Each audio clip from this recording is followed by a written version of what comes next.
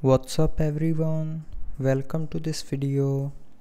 In this video I will show you how to active Google Assistant on Redmi Note 13R. So first of all, open Google app. Now click on your profile icon and then click on settings. Now in settings, click on Google Assistant and then scroll down and click on general. Now in general, click on Google Assistant button to turn it off or turn it on.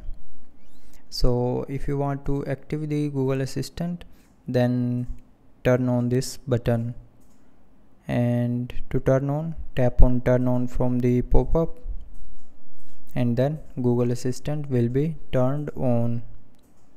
Now you can press and hold on your home screen button to access the Google Assistant.